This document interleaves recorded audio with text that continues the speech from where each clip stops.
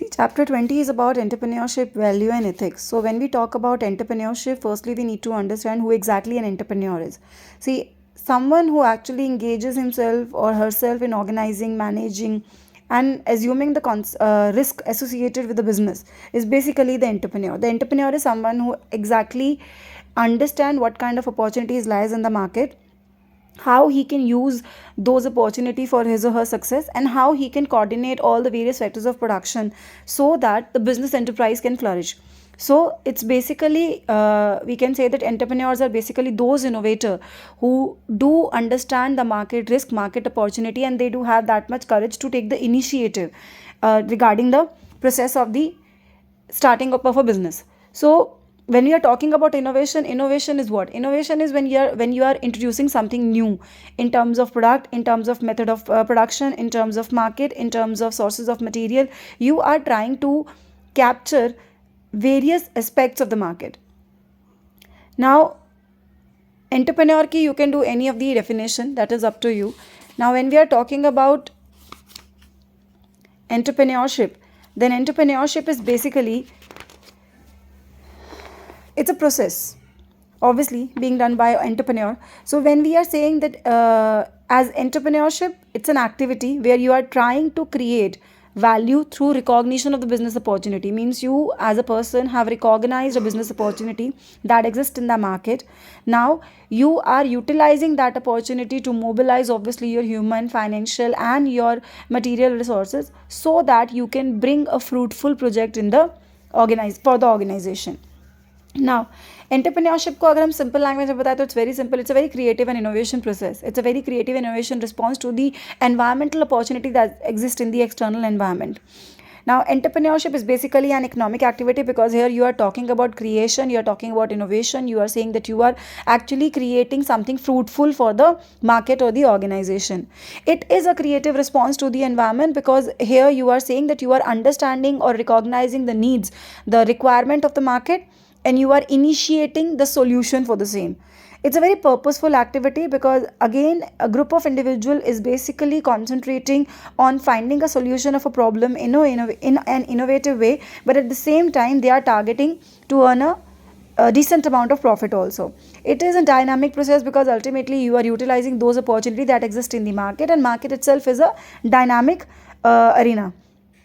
When we are saying entrepreneurship is about taking the inherent risk or inseparable risk which is attached to any of the business opportunity that may exist.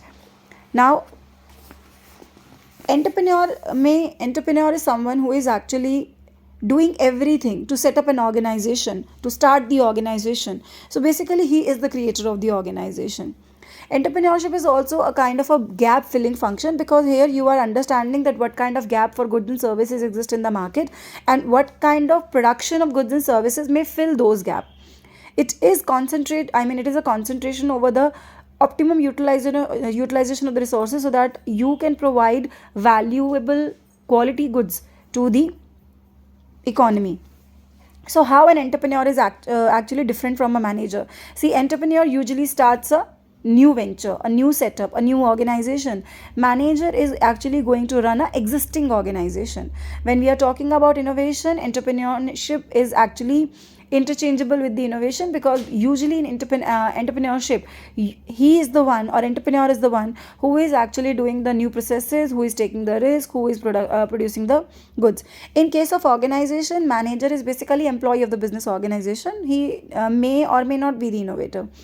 In case of entrepreneur is the one who is taking the risk. So ultimately the financial burden lies on the shoulder of the entrepreneur. When we are talking about manager's job is quite less risky as compared to the entrepreneur because he has not contributed his or her own capital in the business. Entrepreneur status is independent in nature because he is his own boss. Manager is not independent in nature.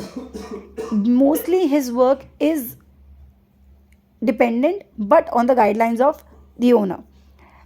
Rewards, entrepreneurship is motivated by reward because ultimately you are the one who is going to take the financial burden also. So you are the one who is going to earn profit or incurring losses.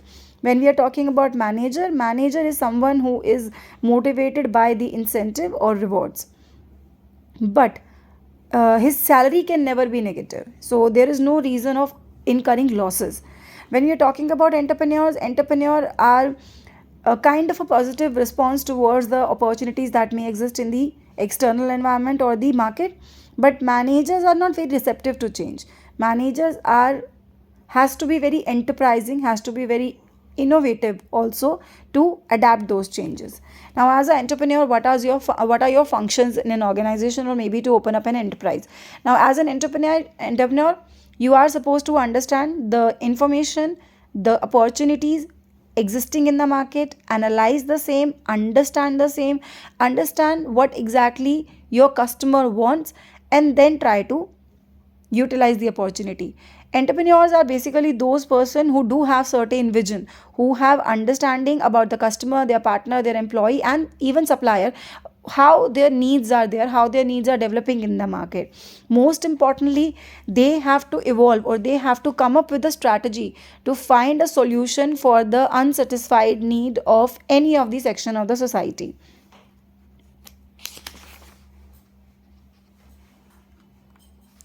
Now, one second. When we are talking about the second function, it is about the generation of the business idea. See, you are the entrepreneur, you are the one who is going to start the business. So ultimately, you are the one who is going to be little creative and understanding that how a particular idea may work in the market. That is your work. Business idea जो market से आप लोगे, in whatever way you are going to take that opportunity, but you have to evolve that idea. You have to work on that idea, and that is also one of the function, converting the idea into reality. You need to understand the feasibility of the idea, the viability of the idea, whether the idea can actually solve one of the existing problem or not, how the idea can be shaped up the in the form of a product, or maybe in the form of a service, or maybe in the form of any uh, good, how you are going to apply your skill to handle that particular idea, product, or service, how the you will understand, or you will analyze the socio-economic environment connected to that idea, how you will arrange the human, physical, and other resources to convert that idea into reality. So this is also the work of an entrepreneur. Now then, arranging the resources. When you are talking about the resources, we are basically concentrating on the financial, human, and physical resources. Now, when you are saying that you are going to identify the opportunity and you are going to assess the resources available, it means that you are going to make sure that when you are converting that idea into reality, all the required sources are available. Then we are talking about the supply of capital. See, obviously, business is not going to run on its own, so you need capital for that. When we are talking about capital, we are basically saying the initial required capital to run the organization. Any institutional, any financial institution, or any kind of the company, any kind of company has to approach the financial institution for the capital, and ultimately it's market from where your capital is going to come. Then establishment of the enterprise. When we are talking about the establishment of the enterprise, that is our primary concern, because whatever we are doing, whether it is generating the idea, or converting the idea, or arranging the resources, we are doing to open up the organization or something. So it's your knowledge, your technology, and the availability of other things, जिसके basis पे you will be able to establish that particular business or the enterprise. Now, management of the enterprise. Opening of the enterprise is not going to be serve the purpose. You have to manage the role of a manager also. As an entrepreneur, you have started the organization, but as a manager, you have to manage the regular operation of the organization so that you can achieve the objectives, and obviously your productivity also goes towards the increasing direction. So that is the basic work of entrepreneurship and entrepreneurs. Now comes the role of innovation. See, innovation is very simple. Innovation is in two way. Either you are creating something new, or you are creating a new way to doing something old. So it's very simple that innovation or creativity is basically about when you know how to do certain things in a new way, or how to come up with the new idea, thinking out of the box, thinking something which is not the routine, not the usual one. Innovation is basically transforming your creative idea. So it means creativity is actually a prerequisite of the innovation. Now, when we are saying innovation, innovation means supposedly you are introducing a new manufacturing process which has not been introduced by anyone. It's innovation. When you are introducing a new product which has never been brought in the market, a customer has never seen in the market, you are trying to locate a particular raw material in the market which was not available earlier, you are opening or you are sending or you are going to sell your product in the new market which you never tried.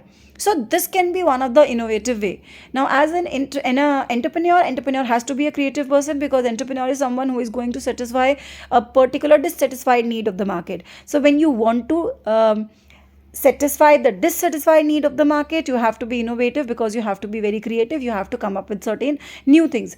So the situation where innovation comes at forefront, it can be any unexpected event, it can be any product or service which is requiring the replacement, it can be acquisition of the new knowledge which leads to innovation, it can be change in the market structure, change in the industry structure, change in the demographic of the society, जिसकी वजह से you are trying to come with the innovative product.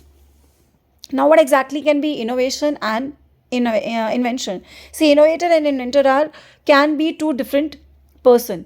Now when we are talking about innovator is someone who is actually inventing maybe new product with the better quality, or maybe improving the quality of the old product. But when we are talking about the inventor is something who is actually implementing the idea of innovator for economic gain. Inventor is something who will add certain knowledge of the society, and innovator is something who will try to get the satisfaction by the means of better product. That is the basic simple thing. So you can say that innovator becomes one who actually commercially exploit invention. So invention has been done by inventor, now innovator would utilize the invention. Invention is basically when you are conceiving the new idea, and you can say that innovation is something when you're putting that idea into action, into actual reality.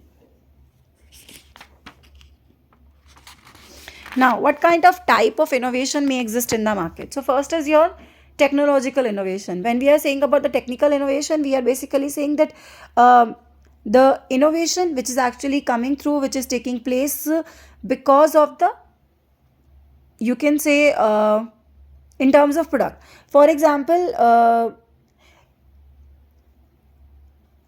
if you are producing a particular good which has no competition, which has no existing technology, which has no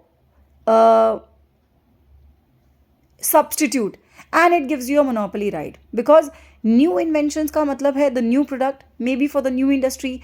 Technological innovation means they are related to a particular product, and the product is using the technology. You have developed a particular good or services which is incorporating your technology, and it's a kind of a breakthrough advances in the market, because none of the existing product would be able to solve the problem the way the technological products are doing. But technological products also have a product life cycle, they have a shelf life. So again, the opportunity exists in the market to develop new product, to exploit the features of, or to exploit the life of the old product. Now what can be the non-technical innovation? Non-technical innovation are in terms of what kind of managerial changes are happening in the market, how growth strategies are developing or evolving in the market, how you can make your organization more efficient, what kind of small changes in the design, in the structure of the organization, in the product formulation can make your product little more update. That is the non-technical innovation. Now creativity and innovation, as I have told you, creativity is basically a prerequisite of the innovation. Creativity means when you have the ability to generate certain useful idea. Innovation, again I'm telling you, it is about managing the invention of someone. Innovation is basically more ask for more clarity, more clear thinking, ability to critical thinking. That is the innovation is asking for. But when we are talking about creativity, creativity is just applying your thought, applying your knowledge, applying your skill. So how your creativity is basically different from innovation? See, creativity is like a dreaming. Matlab, you can imagine something, and that is your a dreaming thing. But innovation means when you are actually making those dream come true, when you are making the practical usage of that particular thought process, that is your innovation. Creativity means when you have the ability to conceive something which is unusual, maybe original, On the other hand, when we are saying that you are talking about innovation, innovation is always something new. Creativity is generation of the idea, innovation is implementation of that idea.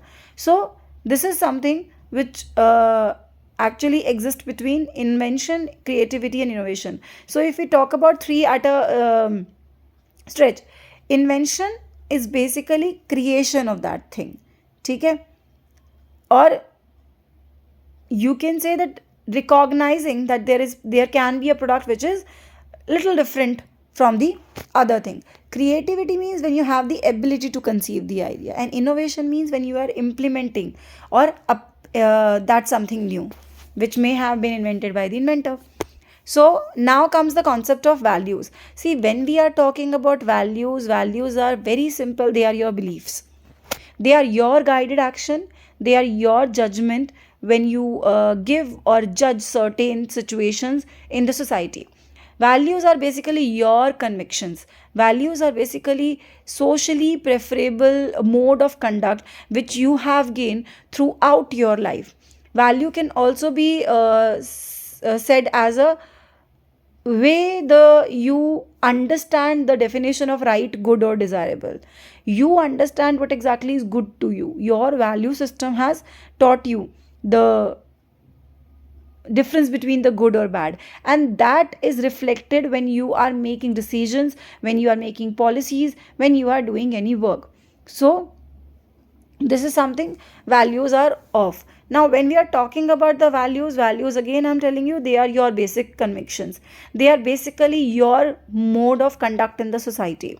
It is basically how you consider things to be good or bad or maybe fair. The value system can be understandable in your thought, through your thought process, through your speech, through the actions, through your culture, through your society, and most importantly your behavior is going to be affected by your value system. Value systems are basically your standard of morality, because the way you are judging what is good or bad is defining your moral system also. Values are quite stable in nature, in a way that it is not like that people are going to change their value system on a regular basis. Now what can be the core value system in a business? See, honesty in dealing, being innovative and creativity, trying to achieve the organizational goal, try to excel in their performance, providing satisfactory services to your customer, understanding the safety requirements of the product and services and concentrating on them, for focusing on the gender equality also, and being a little human. That is the core or maybe inherent thing which are part of business value system. Now what can be the level of business value? It's basically the individual, group, organizational environment, from narrower to the broader one. Now when we are talking about the individual, every member, every individual who is working in the organization do have their own value system, okay? When we are talking about the group value, we are basically saying group value में the formal and the informal one. Organization में most important thing, if you remember, I have told you in the organization chapter also that the formal and informal group both exist in the same roof. Now when we are talking about group value, the formal and informal, both group values are going to affect the organization. Then organizations itself, उसकी खुद की policy, उसके खुद के objectives, the way organization has been adapted, the culture or maybe the philosophy as a whole. Then environmental values. When we are talking about the environmental values, we are talking about the investors, the lenders, the external market, and how their philosophies and their value system is going to affect the organization. Now the ethic word has basically come from the ethos, okay? Now ethos itself is about the guiding belief, the standards, maybe the ideals, the maybe the difference between good or bad, right or wrong, fair and fair, and but these are the ethics not from your own individual point of view, from the society point of view. Business ethics are basically moral principle, and these moral principles have been given by the society at large. That is the business ethic. Every business is actually expected to carry certain or every operation in certain ethical way. For example, when they are charging prices, the prices should be fair. When they are using the weight for the measurement of the commodity, that should be the fair. When they are paying taxes to the government, they should pay all. When they are charging profit from the customer, the profit should be reasonable. When they are making goods and services, the quality should be genuine. When they are hiring employee, the treatment should be equal. This is the kind of ethical behavior that an organization may show for the different factors of production or whenever they are deciding something. Now, ethics and values are though related because both of them are related to the belief. But the point is, ethics are social values. They are not only values. Values are very individual to a person because values are your own conviction. But when we are saying ethics, ethics are your social values, the values or the belief that have been given by society, that have been inculcated by the society. So business ethics are basically a kind of an umbrella. Business ethics has to be understood from a business point of view also, from a society point of view also. Ethics always coexist with the law, but ethics has a very broader coverage. Ethics का aim होता है to make you understand how to conduct your life in a perfect way. Equality or equity is basically part of ethics. Ethics is basically telling you to be honest in business, to be just in business, to be responsible citizen, and how to be a very self-imposed disciplined person when you are working for the organization. Now, there can be a lot of ethical issues that may have been faced by different manager when they are dealing with the different problems of the organization. So most important is when they are dealing with employees. Now employees are those who know feedback, who give feedback about the different factors of the organization. Now on the other hand, if I am manager of the organization, the kind of dilemma I may be facing, that I need feedback for the performance appraisal. Then I need to be concerned about the working condition. I need to be concerned about the employee security. When I am thinking about my peers and superior, I feel like the truth telling, loyalty, support should be part of this particular relationship so that the functioning of the organization can be smooth. When I am thinking about customers' point of view, then giving them the fair treatment, giving them good quality product, answering their problems, that can be a dilemma, certain dilemmas and ethical issues. Then when we are dealing with the suppliers, ethical issues that may arise, it can be about the treatment given to the employee, the balanced relationship, unfair pressure, and again the truth telling. And when other stakeholders, public relation, their legal constraint, and truth telling becomes a very common feature reason because ultimately your whole consideration is about making the truthful statement. That is also one of the ethical point of view. Now what can be the unethical view also of an organization? Using bribing for the public official, getting undue favor, false advertisement, different books of account to evade taxes, using the company's money for the personal use, not considering the norms and regulation relating to the jobs, leaking the confidential information, leaking the trade secret, artificially raising the prices. These all are examples of unethical practices of business. Now, why business ethics have gain an important in an organization or in any of the contemporary world? See, business it's a very cliche line, but it's very powerful that business is a part of society. So business is supposed to follow those norm or those value that are part of the society. कोई भी if an organization is thinking that without fulfilling the society's expectation they can run their company in the long run, that is a very hardcore lie. It is just not possible. When manager is serving an organization, he is working as a trustee also. So when he is playing the role of trustee, he needs to understand that he is liable towards different section like customer, worker, shareholder. So that is why he has to follow those social norms by which all these parties are actually tied up. Consumer is not at the mercy of business firm actually. Consumer himself has become a very powerful entity where he can also charge certain restriction over the organization. So it is also advisable or very in favor of the business to understand the ethical needs and ethical practices related to the consumer. Then every manager is basically job center of life. It means आप ये कह सकते हो that when we are talking about an organization, a manager who is following the social value lives more happily. That is the basic concern. Now, what can be the determinants of business management managerial ethics? When we are talking about the determinants of business managerial ethics, most important of the first one should be social factor. Now, when we are talking about social factors are like supposedly the value system, the norms, the custom, the tradition, on the basis of which your society is actually working. So, how you are adapting those changing that may occurring in the society, in your organization, that is your managerial ethics part. And economic factors. Economic factor means, see, there are a lot of economic factor through which your organization business ethical model is going to be affected. For example, in case of advertisement, how you are showing up another product, that is important. That is also one of the economic factor. That is also called, when you are trying to create a bad image of other product, it is called immoral advertisement. Then cultural factor. See, cultural factor are very simple. The kind of family system, the kind of religion, education, government, these are also going to affect your organization ethical behavior. The political power, the ideology of the power, कौन ruling party है, their response towards different problems, that is also one of your organizational ethical issues. Organisation के अपने manager subordinate का relationship, उनकी philosophies, उनके believes, that is also going to have a greater impact on the ethical perception. There can be institutional codes also. Institutional codes are basically like a code of conduct for your own institution. For example, when you are a member of ICI, you are having oath. When you are a doctor, when you are a lawyer, these kind of certain professions have institutional code of conduct also, which become their ethical matter to be conducted.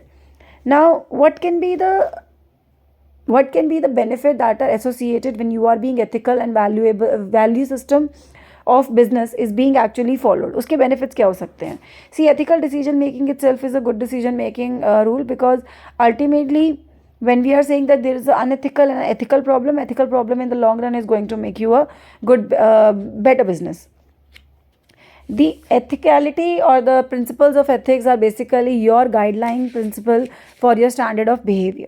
So ये आपको बताते हैं how to behave and what should be do, what cannot be do.